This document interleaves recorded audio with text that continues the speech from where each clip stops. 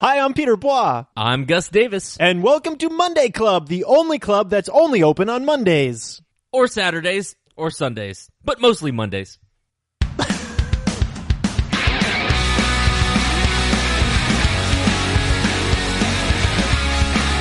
Welcome to Monday Club! How you guys doing? My name is Peter Bois. I'm here with my amazing buddy, Gus Davis, and welcome to this week's episode of Monday Club, episode 43. In this week's episode, we cheers to defending yourself from a chair, sitting attackers. Gus goes to a creepy museum, 9 terrible habits you need to stop doing right now. You need to listen to this for those habits. Dirty Little Football Quiz continues. Gus has dinner with RLSH. I have no freaking clue what that is. And Teachable Moments. Welcome to the Monday Club.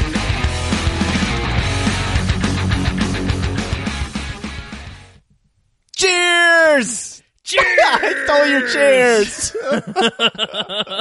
What's up, man? Hey, good. Not much, man. Monday. That's what's up. It's Monday. Enjoying a little Monday Club libation. Me as well, my friend. Dude, so today on 3 people's feeds that I was looking at, I saw them be like, oh my god, I can't wait till 5:30 because it's Monday. And all of their friends were like, dude, are you okay? Like, replying to him, like, yeah, I'm fine. It's just, it's Monday. And everyone's like, yeah, I hear you. And I was like, yeah, it's Monday! We're the only 2 people in the world that are excited for Monday. Well, there's a handful of podcast listeners excited for Monday, too, hopefully. Yeah, it's true. Well, happy Monday, everybody. Yes. Thank you for joining us today. Dude, we have an awesome Cheers of the Week for you. Oh, I know. This is amazing. You found this on Reddit, and you sent it to me, and I watched it 10 times and laughed just as hard every time. This is one of those videos where I don't know if I feel bad for laughing or if I'm laughing because that was their intent, or like I'm not exactly sure what this video is. I'm not sure if it's real or fake. Like if it's designed to be real knowledge or designed just to be funny. Do you have any thoughts on that? I'm in your camp. I don't know if this is part of some real defense video, self-defense video to teach you how to defend, and they're trying to be serious, or they think this is a complete joke and they know this is a complete joke. I don't know. All right, so here, let me set this up. All right, so the setup for this is it looks like it's I'm gonna play it like it's not a joke, like it's absolutely real. Okay, so the setup for this is you are tuned into the video, and it's a clearly a kung fu guy standing around, and he's explaining to you that he's about to teach you the martial arts self-defense against someone who is sitting in a chair. And it shows a guy just sitting in a chair, like one of his students, dressed in the gi and everything like that, just sitting down in the chair, and the master explains everything. And then what happens, Pete? And then the master turns around and front kicks this guy to the chest, tipping him over backwards. Knocking him out of the chair. The guy on the chair doesn't attempt to attack the standing guy. And in any way. Yeah. He's completely not a threat by sitting in a chair right there. This is saying that the best defense is the best offense. If you're next to anybody in a chair, just kick them in the chest before they start attacking you. And he goes like a full-on front kick. It's like that scene from the 300 where Leonidas kicks that dude into the pit. Like, full-on kick to the chest, and the guy just goes flying backwards, and the chair tips backwards. Slowly crawling to his knees, too, to get up. Yeah, I don't know if this is... It has to be from... Because this is from, like, the 80s or 90s. This is from the 90s. Right. You could tell by what the guy's wearing and the colorful lighting in the background. So, yeah... My guess, I'm going with you. I'm thinking this is a serious self-defense VHS. Yeah, I think it's one of those things that just doesn't translate well with time, because I think when it was released, it was a serious thing. Like, hey, if there's somebody who's sitting in a chair and you think they might start some stuff, just kick them in the chest and that'll end the fight. But now it would totally work without changing a single thing about it to be released as a joke. I mean, and it's hilarious. You just don't expect... You expect the guy to try to get up out of the chair. You know what we need for this? We need a video that is how to kick somebody's ass from a chair. Oh, well, see, that would be more badass, right? If you could just be sitting in a chair and still whoop ass, like, yeah, you've won. But I'm guessing that the better position to be between those two is the guy getting, like, with the front kick. Yeah, standing up. The guy standing definitely has the higher ground in this battle. Right! Like, there's just there's no way that the guy sitting down is a threat of any. Anyway, Monday Clubbers, it's so much shorter than the amount of time that we've been talking about it. But when I saw this video, I watched it, like you said, I watched it like 5 or 6 times in a row. Like, what just happened? Yeah, it's literally 15 seconds. You'll laugh your ass off. Check it out. All right. Well, not only for putting out the video, but also for just getting your ass kicked while chilling in a chair, we raise our glasses high to you, chair guy, and thanks for teaching us how to defend against helpless people. I like how the cheers was directed towards the guy that got his ass kicked. That's fine. I feel like he deserves something. I know, he just sat there. Oh, man. This week, so we've talked in the past about go-to drinks, right? My go-to drink is a Jack and Ginger. You know, when someone's offering to buy you a drink at the bar, you don't have time to think about it. You just need to call one out. This is my second go-to drink. This has become my wedding drink, right? Ooh. You ever go to a wedding?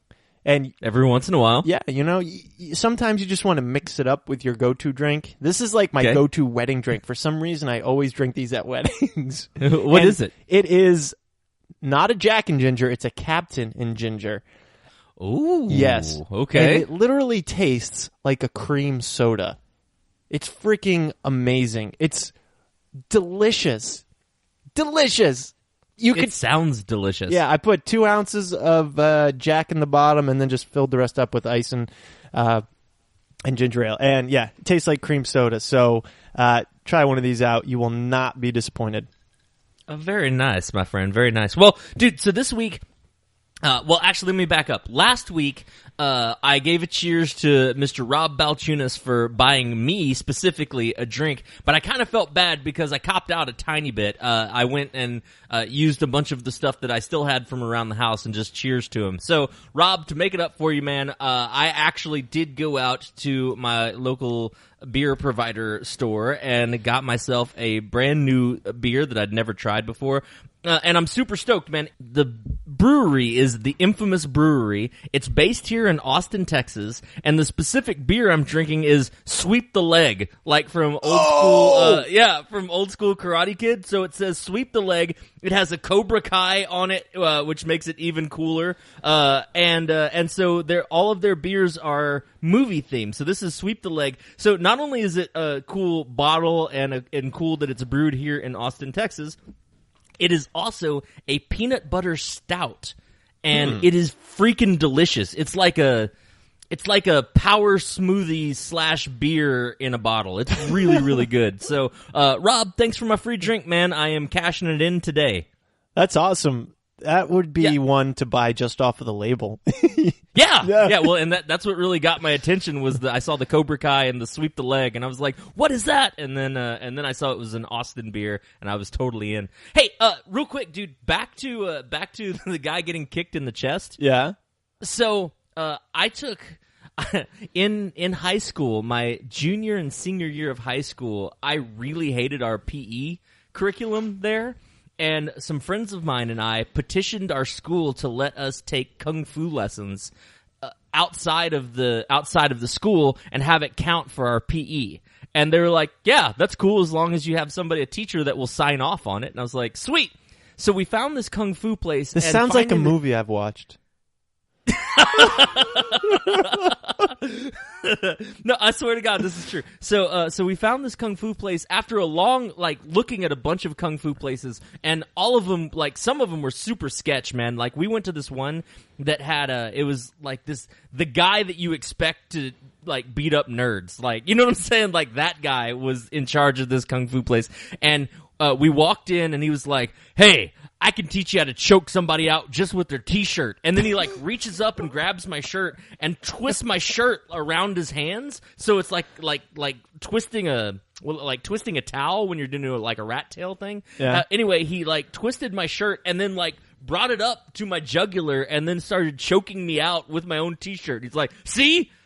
Nothing you can do about that. And I was like, okay, well, we're not going to join your gym. Thanks, guys. That could be a video, how to defend yourself against high school gym students.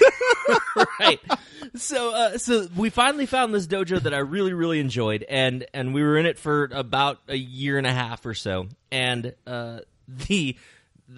one of the cool things about Kung Fu is that they have teachers that studied from other teachers that studied from other teachers that studied from like the Grand Master himself who lives in China and comes into the United States and is a rock star, right?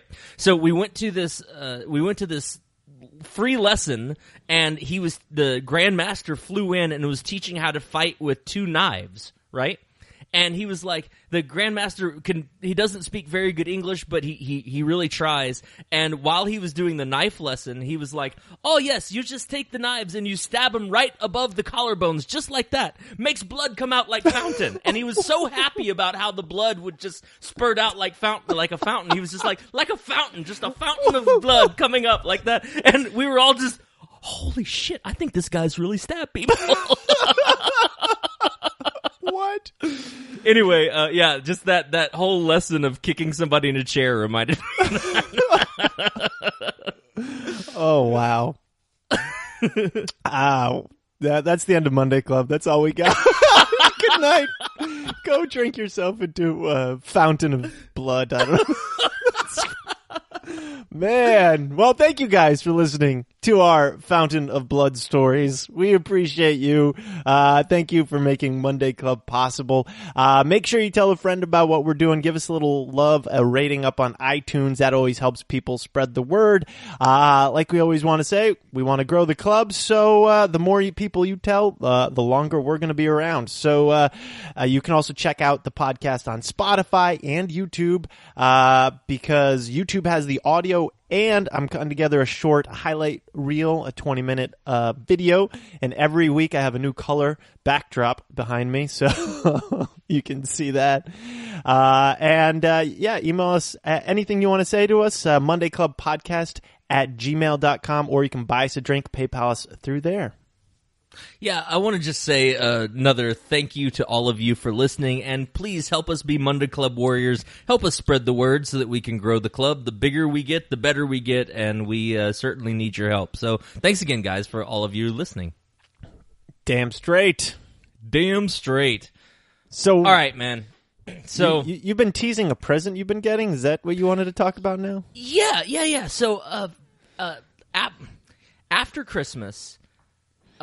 long after, in fact, after New Year's, we finished our last show of the year, and then, like, our entire company just took a break. We took almost a 2-week break where everybody just kind of chilled for a little while. Well, after the New Year, we started having a chance to hang out again, and I got to have lunch with Kim and CJ, and they gave me what I think is one of my favorite Christmas presents of all time. They gave me a commissioned painting from one of their favorite artists, and they got in touch with this lady, and they said they just gave him an impression, or gave her an impression about what Shannon, Bryce, and I are all like at home, and what kind of clothes we wear, and the kinds of activities that we do, and stuff like that. And just from those impressions, this artist made a painting of us, and Kim helped give some design elements along the way and kind of help it make it look more realistic like us. But it is so freaking cool to have a commissioned painting, and it's perfect, man. It like totally encapsulates our entire family. And so I've never been given anything like that, but I just want to say on air, Kim and CJ, thank you so much. That was so cool. Everyone who's come into our house and seen it has freaked out about it. Bryce loves it, and it is like it nails the essence of Shannon so perfectly it's not even funny. Oh wow, is this the one you posted on Facebook? I went to your Facebook right now, and it's really colorful, and Bryce is playing the drums, and you guys are playing. Oh my god, that's awesome, man! Isn't that cool? That is and it has just cool elements of what we all do as far as performers are concerned with Shannon having a microphone, and there's game show elements in the background, there's magic elements in the bottom, and Bryce up at the top playing drums. Anyway, it is super cool, and again, guys, I just want to say, Kim and CJ, thanks so much. It is awesome. We really, really appreciate it. Yeah, that's fantastic. Yeah. My only critique about her technique is that you guys do not have eyes. No, it's impressionistic, man. I'm glad we don't. Yeah. It's the impression. I don't think we have noses either. Yeah, it's impressionistic. Yeah. You have mouths. Bryce saw it and he was like, "Well, that's not a full drum set." Bryce, it's like, the impression of a drum set. It's the impression. That's what's important. That's awesome. Anyway, it's super cool. But talking about art, it reminded me of a story I didn't tell you, man. So for our anniversary, we wanted to feel super fancy, and I already told you that we went out and we had oysters. But before we went and had oysters, we went to an art exhibit that was all modern art. And I usually don't like modern art, and this was a perfect example of why I hate modern art. So we show up, and it was you walk in, it's a 3-story building with a rooftop lounge, and we walk in, and we're the only freaking people there. They say, okay, well, it's like $5 per person to get in. So we go in, and they're like, okay, the exhibit starts by going around the corner, and you go and watch a movie. And we're like, oh, okay. So we go and we sit down and we watch this movie, and this movie was basically think college RTF major on a lot of acid who made a movie, right? What's like, RTF? There's radio, television, film. Oh, okay. So like there's scenes with a lady walking down a neighborhood street. And then it plays that same scene in reverse, so she's walking backwards. And then it plays the same scene, but she's walking forwards, but the clouds are moving backwards. And then it moves to the next scene, which is a monologue of somebody just talking about absolute nonsense while they're cooking meat on an open grill. And then it switches from there to them in a barbershop giving people jacked up haircuts while weird music is playing. Okay, like, that's the movie, okay? And that movie, we sat in there for as long as we could stand it, and we stood up and we came out back to the front desk, and they're like, wow, you lasted a long time in that movie. And we're like, oh, okay. And she's like, yeah, most people just sit down and they look around and then they get right back up. So, good job. We're like, oh, okay. And she was like, all right, the exhibit continues by going around the corner. You have to duck under some black cloth and then go and you can see the exhibit. And we're like, all right. So we go behind the black cloth, and Monday Club, I want you to imagine when you do something and you think to yourself, oh, this is how I die. This is the end of me. This is where my story ends. Because we go behind the black cloth, and it's a completely darkened room with just some lights and spotlights artistically in giant air quotes arranged with elements of the movie that the artist has either brought in the actual prop that was used in the movie or recreated a scene in a closed box that has 2 eye holes so you can look in and see, like you can look in and see the barbershop, but all you can do is look in with your 2 eye, like through the eye slits and see into the barbershop. And you keep thinking that something's going to jump out at you. I mean, if it was a horror house, like a haunted house, it would be the exact same feeling that you have. It's super creepy. And then we look over in the corner, and there's a chick that looks like the chick from The Ring. Like, I'm not even joking. She has long black hair right in front of her face. And she is, apparently, she works at the museum. Like, she's one of the people who's employed by the museum.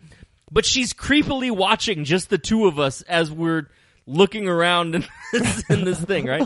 So that was weird, and we got there as fast as we could. And then we went upstairs for the next exhibit, which is a completely different artist. And the first thing that we see is it's probably a 50 by 80 foot white wall, a giant white wall that the artist has come in and thrown dirt clots at until enough dirt stuck on this giant white wall that they called it art, and that was the first giant thing that we saw. What? Yeah. Dirt.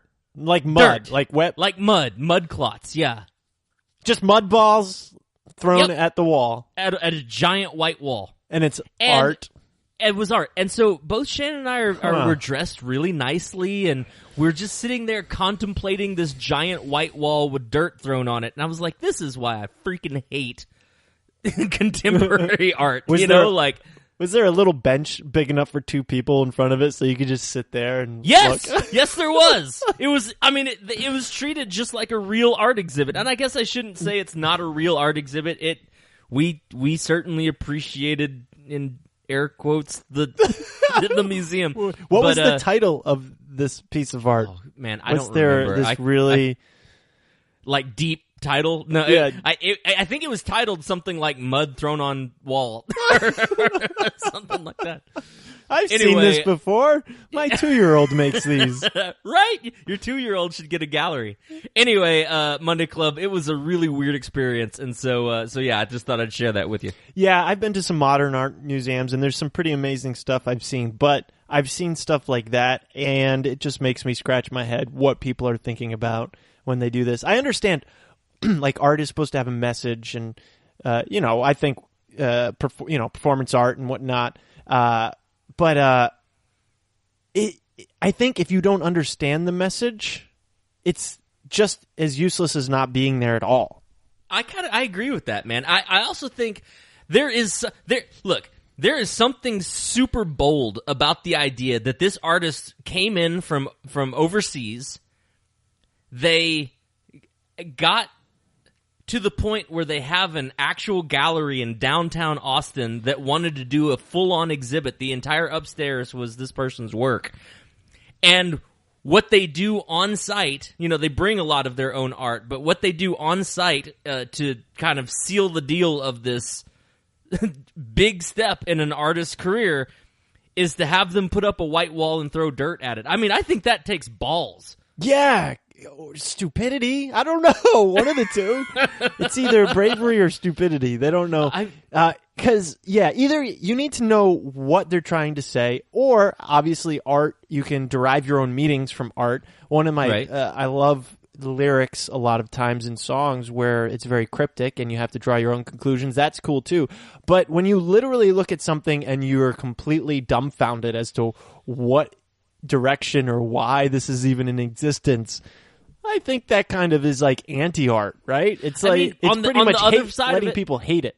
I agree, but on the other side of it, I mean, it did keep us talking. I mean, that is a bold thing to do, and in and of itself, I guess that could be what they were trying to communicate. I don't know, man, but yeah, that's true. If they were just trying to get people to be, what the fuck is this? Then I guess they accomplished that. and how? Then successful art exhibit. Good job, you. Good job. Hey, you know what? Cheers to throwing mud at a wall. Yeah. Oh man. So switching from highbrow art, let's do a quick check-in, man. So obviously the break has happened for the Christmas and New Year's and all of that stuff. We're starting 2018. We're getting back in the swing of things. Did you have a chance to catch up on any of your TV watching? No, things haven't started going yet, except for Netflix. I'm currently up to date on Flash. I love Flash and Gotham. So I'm just waiting for those episodes to come out. Actually, you know what? I've been having trouble finding episodes of Gotham on my on-demand, so I've only seen like the first 2 episodes of the current season. Other than that, I think I'm caught up on a lot of the stuff I've wanted to see. How about you? You digging into anything? One, I freaking love Gotham. I gave up on Flash a little while ago, but I love Gotham. I think it tickles all of my fun bones. Yeah, I think the first 2 seasons of Flash were incredible, and then third, okay. And this season, yeah, it's definitely stretching. It's harder to get into. Yeah. Okay. So the show that I just started watching because other people had told me for a long time that it was great, and I never listened to them. And finally, I was like, okay, fine, I'll sit down. There's only one season out on HBO, so let me go ahead and check this out. Is Westworld, and holy bejizzle, I could not stop watching Westworld. It was so good, and finishing season 1, was sad. It was like leaving a friend's house that you don't get to see very often. Like, it was sad for me to leave Westworld, but oh my goodness, if you haven't seen Westworld, it's freaking amazing. What's his name? The Hannibal Lecter, Anthony Hopkins. Yeah. Is one of the main characters and main stars there, and that dude brings so much star power to everything he does. Except Transformers. I will accept Transformers. He brings so much star power to it that it was just great. So yeah, if you haven't checked out Westworld, don't be like me. Go ahead and do it. It's a great show. I have not seen Westworld, so that is now on my list.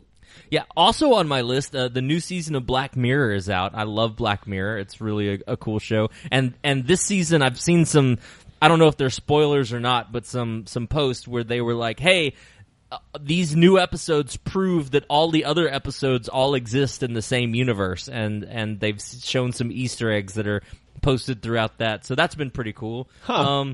Yeah, I still haven't dug back into Black Mirror, but I'm trying to get up my courage. It's great, man. Don't be scared. Don't be scared. They're all good. And lastly is my apologies to you. I have not watched any Stranger Things, but I'm about to hit the road for about 2 weeks, and I will do some Stranger Things watching. Nice. You're gonna love it. I can't wait to hear what you have to say about it. Cool. I've actually have a New Year's resolution. I know a few episodes back I said I don't do resolutions, but I mean, you were very specific. You were like, I don't do resolutions. That's stupid. But here's the thing. A goal I just had lines up with the beginning of the year, so screw it. I'm calling it a resolution, and right. I'll eat my words. All right. I want to... It goes along with yours. You said you wanted to read 20 books by 20 different authors. I just want to read more. So I'm not as ambitious as you. If I read 3 books this year, I guess I'd be happy. This doesn't include audiobooks. I listen to a lot of audiobooks. But the problem is I haven't been able to watch a lot of TV because the time I have for TV is the time I have for reading. So I've been starting to dig into the stack of books that I haven't read yet. And one that's been sitting on my shelf I got as a present like 3 years ago is the biography of Bruce Springsteen. I'm a big Bruce Springsteen fan, so I'm about 50 pages in. Started that a couple nights ago and loving it. And so I will dig into that stack of books.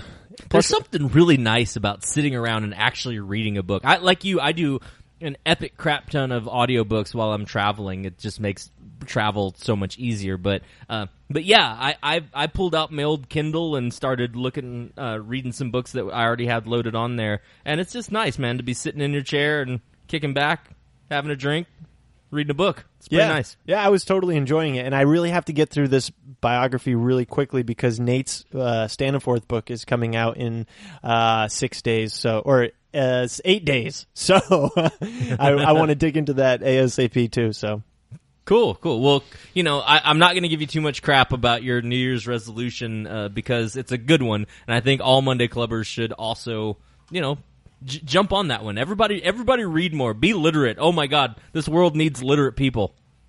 True that. Double true. I found this article that I wanted to see what you thought about. Have you ever read Tim Ferriss's 4-Hour Workweek? So I haven't read it, but in thinking about it, I have heard of it. I know that it's a popular one amongst people who listen to that kind of thing. Yeah, I read it a few years ago now, and it's an amazing book. You should really read it. It helps you figure out how to be more productive with your time, how to prioritize the important tasks you need to do, and how to basically outsource your job so you're working less and getting just as much or more done with the same amount of energy and input that you have to do. And I just found this on the internet somewhere. I don't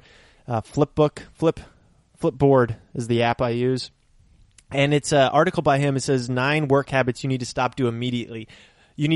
doing immediately. So I want to see how many of these we actually do and are willing to stop. Just naturally? Yeah. Okay, cool. All right, first on the list is do not answer calls from unrecognized numbers. Oh my God, that's a big one. That's so big. I never, ever answer calls from unrecognized numbers. And it's, being that I get business from unrecognized numbers, you would think that I would answer my phone anytime the phone rings, but oh my God, I get so many sales calls or sleazy calls or robobots or anything like that. And so, yeah, I am happy with my voicemail, my voicemail message. So anybody who's ever called me, if I don't know your number, it's gone to voicemail, and then I will call you back ASAP. But yeah, I never ever answer unrecognized phone numbers. I answer unrecognized numbers for the exact reason why you're okay letting it go to voicemail, because it could be somebody wanting to book my show, and I don't want them to call number 2 on their list. You know, listen.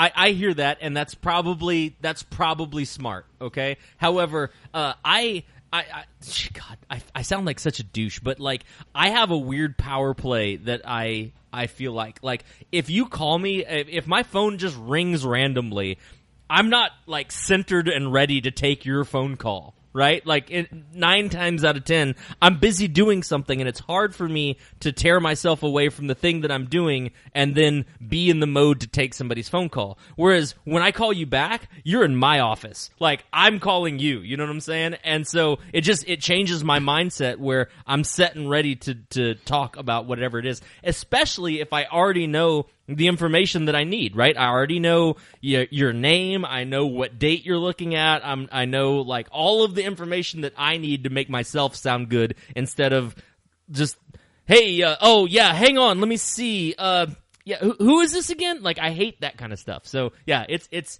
partially a power play, and partially like I hate answering my phone and trying to be professional and then slamming it down on a robot. You were right, but let me throw this out.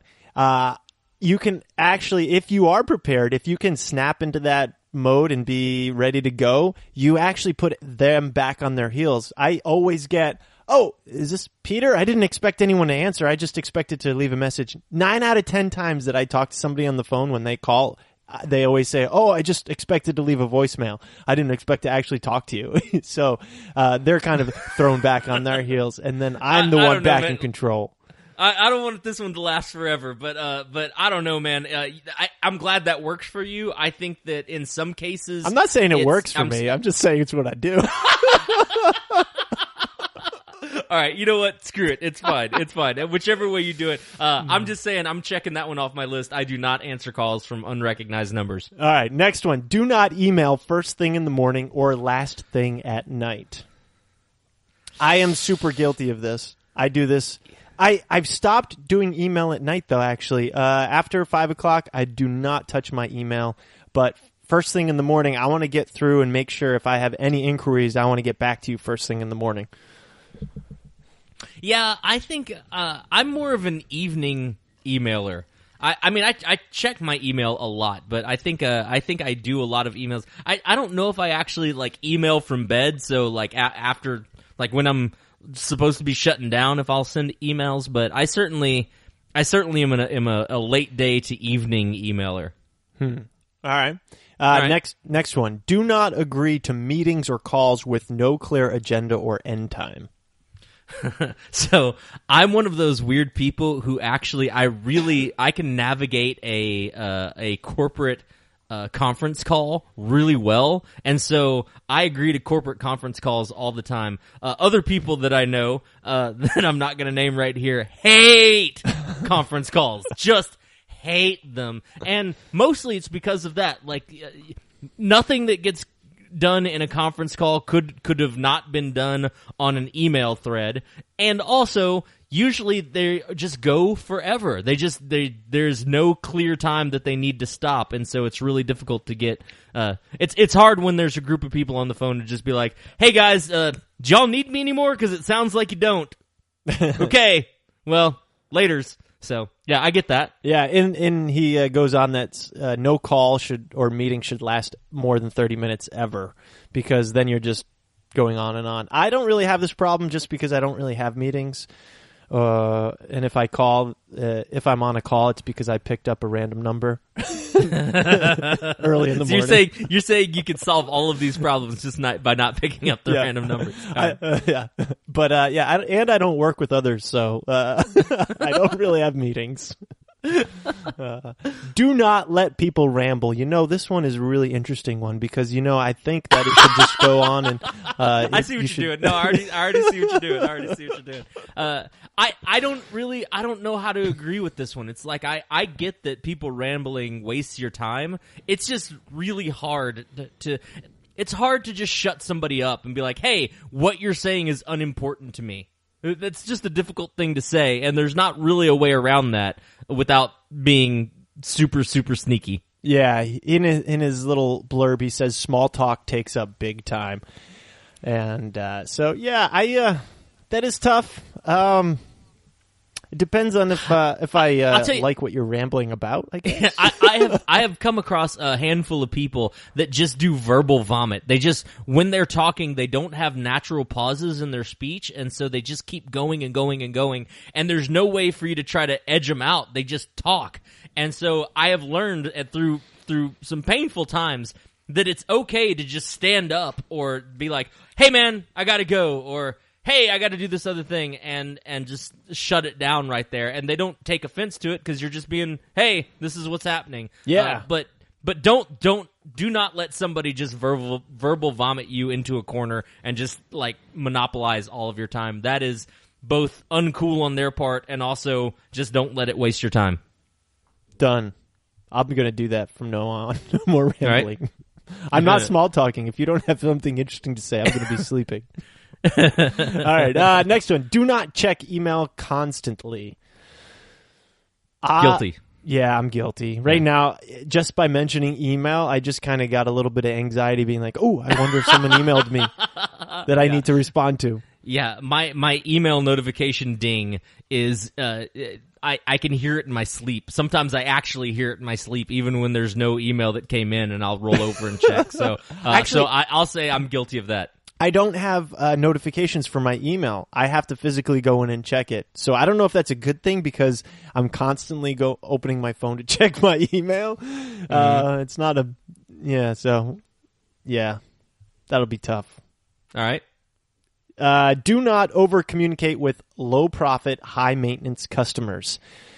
I think this one sounds like you're on a pretty high mountain when you can just be like, you know what? Your money isn't worth my time. Yeah, he goes on, do an 80-20 analysis of your customer base in two ways. Which 20% are producing 80% or more of my profit, and which 20% are consuming 80% or more of my time. Then put the loudest and least productive on autopilot, and pay less attention to them, I guess.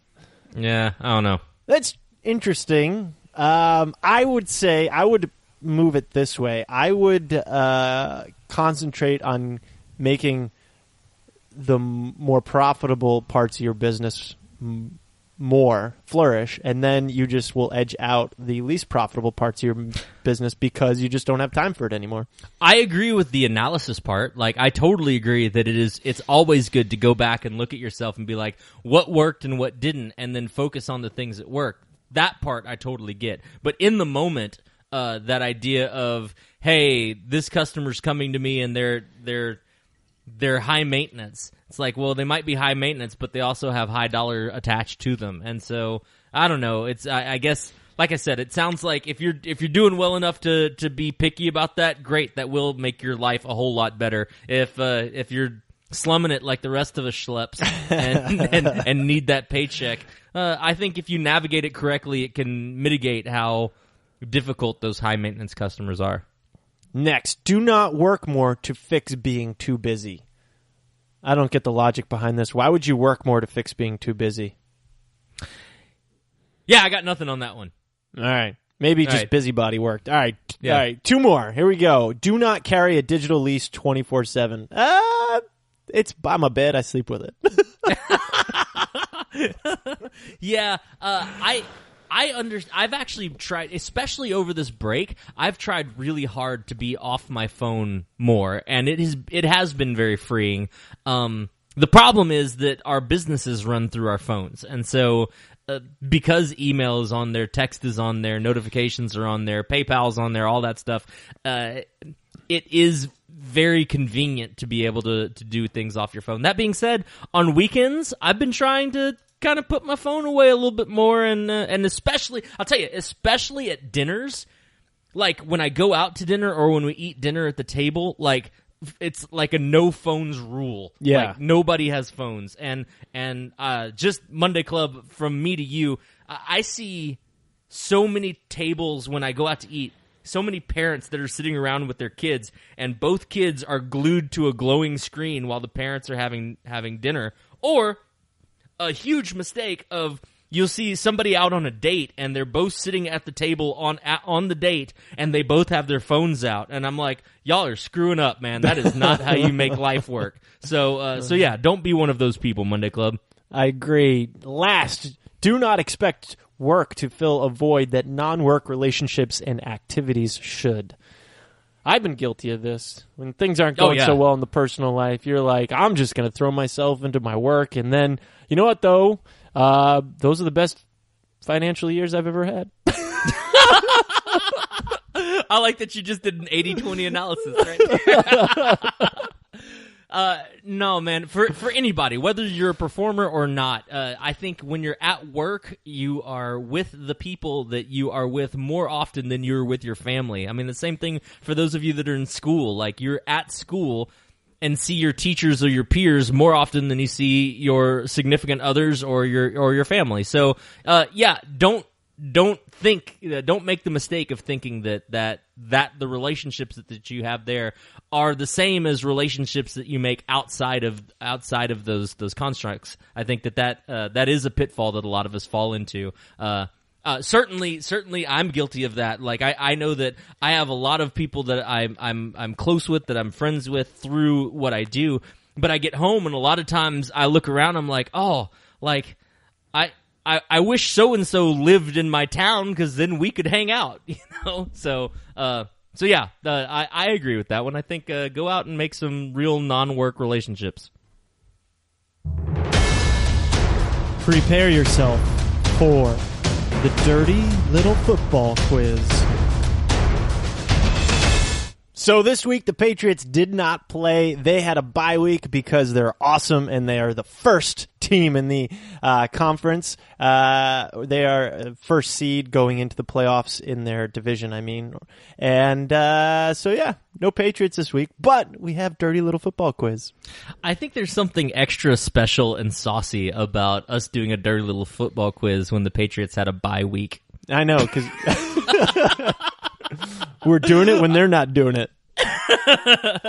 All right, guys, so here's how our Dirty Little Football Quiz works. So we know that not all of you come here and need to catch up on your Patriot sports ball, but we do want to encourage Pete and his undying and unwavering love of the New England Patriots. So what we decided to do is we put together a fun little quiz. The same terminology that's used in football is the same terminology that we've found that is used in erotic fiction. I picked 3 random sentences from erotic fiction. I'm going to read them to Pete. They each have a word that is connected with football. His job is to identify that word, replace it with the football definition, and then read the sentence back with the football definition in place of that word. If you can do it 2 out of 3 times, we will buy one of you a free drink from us here at Monday Club. Pete, you ready to play? Let's do it. All right, here we go, man. And I apologize to all of our listeners. Here we go. Is this one extra saucy? I feel like it is. All right. Claire begged and keened, all while having an out-of-body experience as she marveled at her quick conversion from bossy businesswoman to slutty plaything. Whoa. I'm going with conversion. Conversion is a correct answer. Yeah. Thank you very much. Thank you very much. All right, conversion. What you got, buddy? Conversion, it can either be a 3rd down conversion or a 4th down conversion, or I guess you can convert on second down and first down too, but it's when you get you convert your downs. You get a new set of downs by getting a first down. You know what? That's fine. I will give you that one. There's two other sticking points. A conversion can also be the act of scoring an extra point or getting 2 points after a touchdown. A conversion also is it's where on a fourth down conversion specifically, it's where you may elect to go for more yardage on fourth down and try to make a first down instead of kicking the ball away. But yeah, conversion. You make the conversion. You keep going is really pretty much it. All right, I'm going to use that definition. All right. Claire begged and keened, all while having an out-of-body experience as she marveled at her quick, the act of kicking an extra point from bossy businesswoman to slutty plaything. Well done. Well done. I think keened is the dirtiest word I've ever read. What does keened mean? It's like we're looking it up. Moaned. It's like moaning. It's like moaning. Nice. Yeah. All right.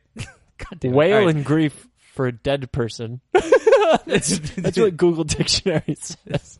All right, here's your next one. Remember, sweetness, the safety word is marshmallow. Oh, man. Safety. Safety is correct. Safety is the defensive player, a defensive player that plays in the back where people are catching the ball. Okay, yeah. It's the name of a defensive position. That's what I'm trying to say. That is correct. Is there any other safeties that you can think of in football? Oh, yes.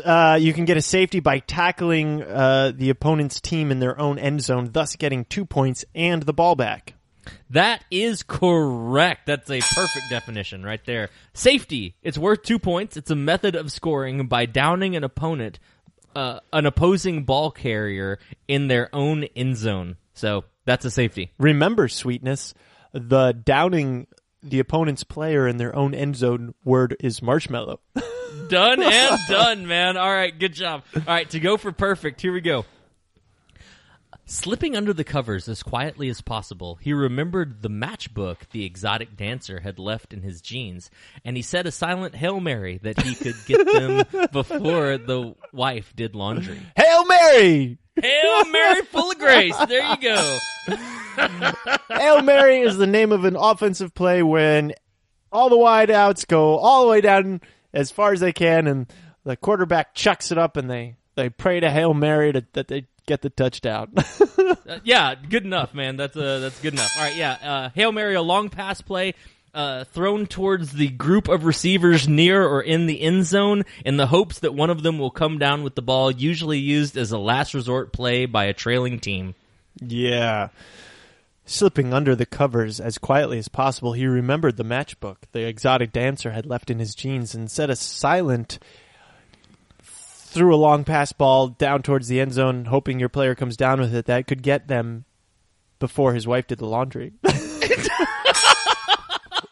Done and done. All right, guys. 3 for 3 going for perfect makes Pete perfect on this round, which means that one of you is getting a free drink!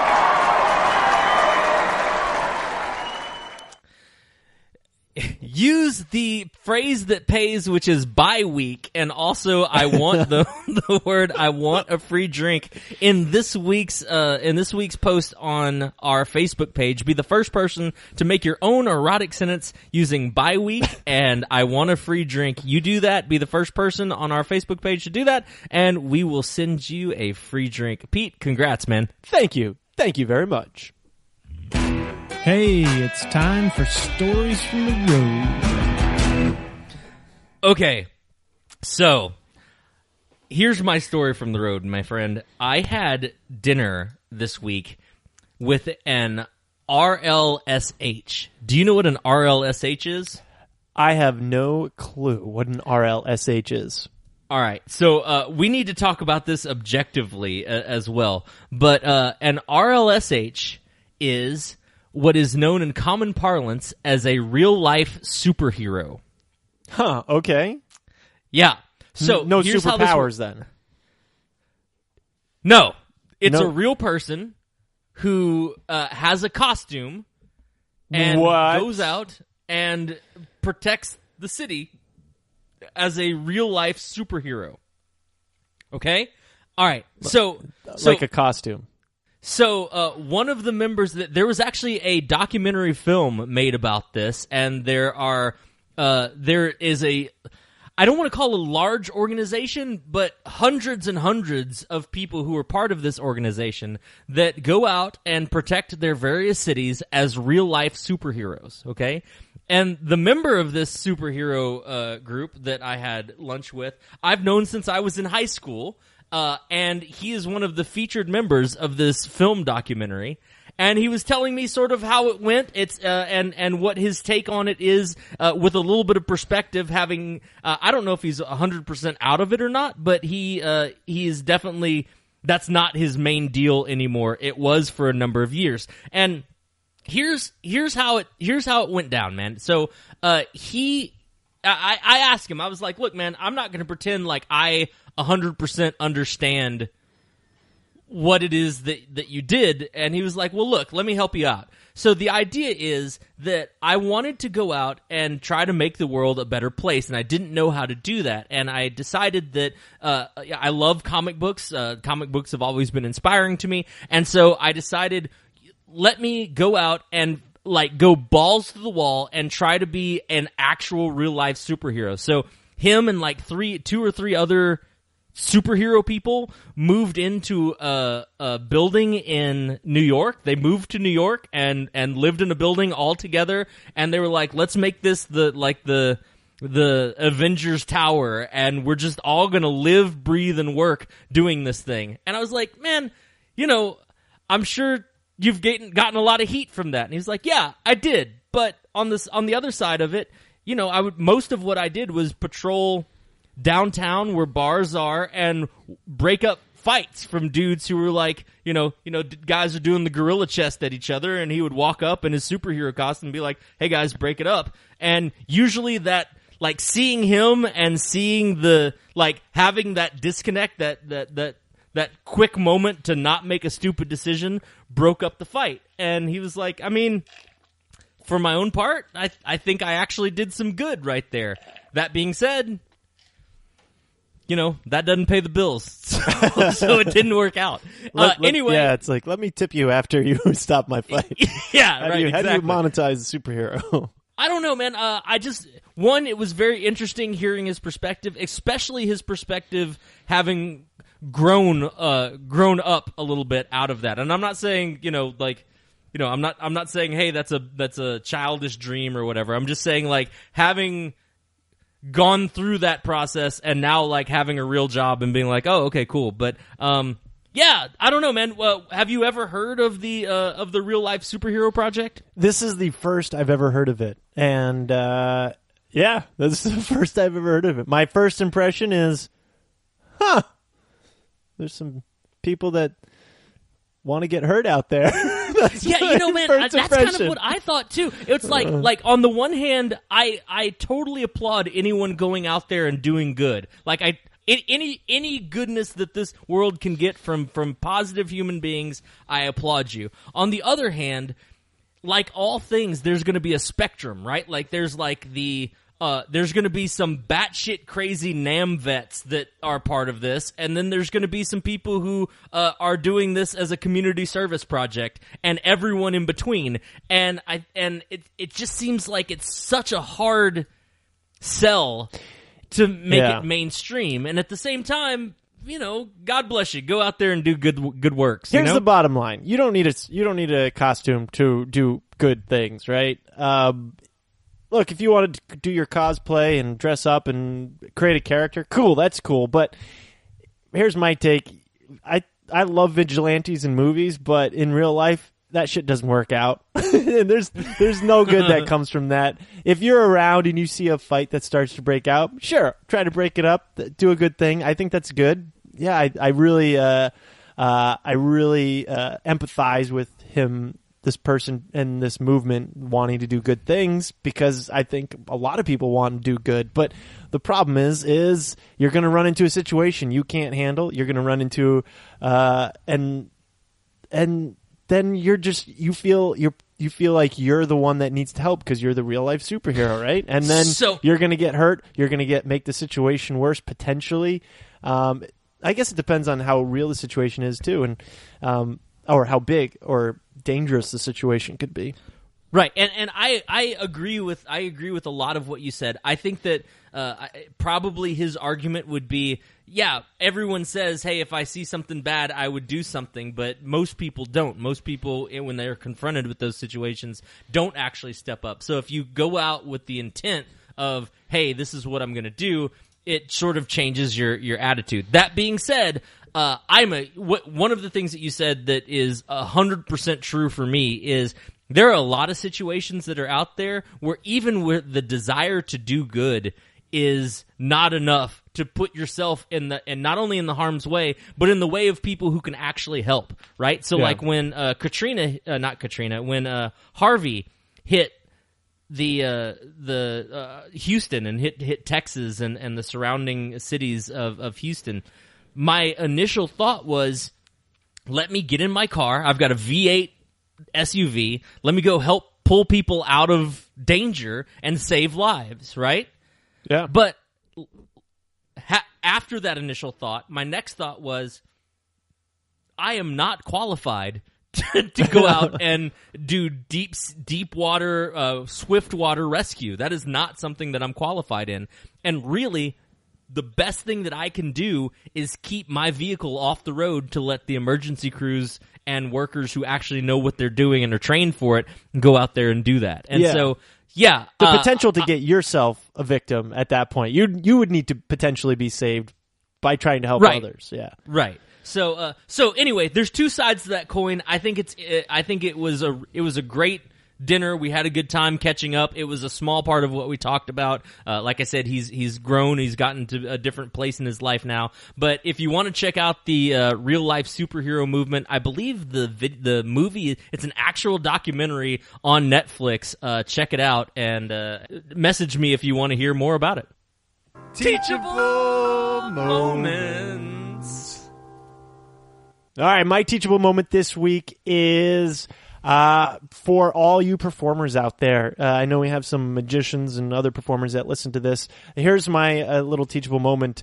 Script your show. Obviously, this is a broken record. You've heard this before, so I'm not going to get too far into that, but definitely script your show. Write out what you want to say. Even if you're improvising on stage, write it down afterwards. Write down the good lines and put it all together, and then you'll figure out ways to make it better just by seeing it on the page. And to go along with that teachable moment, I have a recommendation, an app that I use to script my routines and shows. It's called Slugline. It's a app that helps you easily write in screenplay format. So you have if you've ever read a play or a screenplay, there's a different format. You've got at the top, you've got like the setting the scene, you've got headers and titles, and everything's just kind of just the right way, so you can quickly organize things in your head as you're reading it. And then you have the dialogue, which is one column, narrow columns on each side of the page when you're going back and forth. And it's an easy way to format your show and routines, because when you look back at it later, it's not just one big jumbled mess of words in a Word document or Pages document. You can actually see what is happening at any particular time. And it also helps for rehearsing. You print that out or put it on an iPad, and you can rehearse and then jot down notes as you go. So I'll leave it's only, as far as I know, it's a Mac app, but I'm sure there are Windows versions of similar screenplay type apps out there to write in, but I'll leave the link to the one I use in the show notes. And I wrote my entire Summoning Spirits show on Slugline, and it was fantastic. It helped a lot with transitioning from each effect and each routine, and it just helped a ton. It was invaluable in writing that show. That's very cool. I cannot second that enough. Some of the best performers that you've ever seen in the entire world, you'll see them deal with a heckler, and it sounds like they're just coming off the cuff and ad-libbing. They're not. That's a line that they've used over and over again and scripted. And there are so many people out there that I have seen that are like, oh, I'll just riff with the audience and stuff like that. Don't do that. actually have some creativity behind it that is scripted. And then even when you do ad lib and go on something that's new, if it works, great. Write it down and keep it and sharpen it. And if it doesn't work, then maybe analyze why it didn't work and try to put something in so that the next time you deal with that, you'll be sharper. But it's always funny when you see somebody that looks like they come off the cuff with an answer and people laugh and like, oh my God, that guy's quick. It's like, yeah, I mean, he is quick. Also, he's used that line 50 other times. Yeah. So, and having one big plus about writing it down is you can see where all the junk is in what you're saying. Like you write down a whole bunch of stuff and you realize, wow, I don't need that whole paragraph, and you take it out and the routine's much better for some reason because people don't have to sit through your it's much clearer. Your rambling, right? or my rambling. Which is one of the 9 habits. No, man. Okay, so my teachable moment is this, peeps. Look, I've gone out to dinner with a lot of just interesting people over the last couple of weeks, and one of the things that I've noticed is that most people don't know how to look people in the eye when they're having a conversation, and it's weird. It makes it awkward for everyone. It makes it awkward for the people who aren't looking you in the eye. It makes it awkward for the people who are looking you in the eye. So do this, my friends. If you find yourself being one of those people who don't look other people in the eye, turn it into a game and just maintain eye contact for as long as you possibly can. And when the other person turns and looks away, give yourself 5 points and just see how many points you can get. I will give you a stage technique as well. So this is a bonus thing.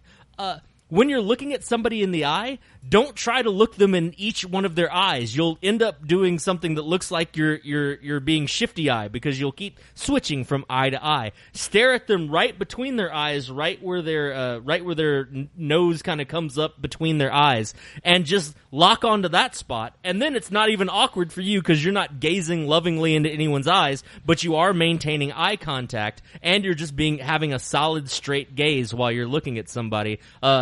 I'm telling you, it's going to make people change their opinion of you if you find yourself being one of those people who don't actually look people in the eye. Let's all go out there and get 50 points just right off the bat for making eye contact. I totally agree with that.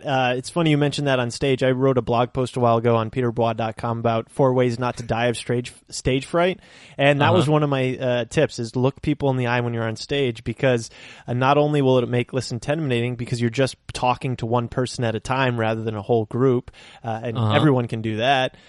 Everyone will compliment you on how good your stage presence is because they think you're talking to them. You know, and you're talking to one person at a time. You're talking to one person, then you move your eyes to another eyeball, another eyeball. Yeah. Perfect. All right, good deal. Well, I guess that was episode 43. It's in the can, man.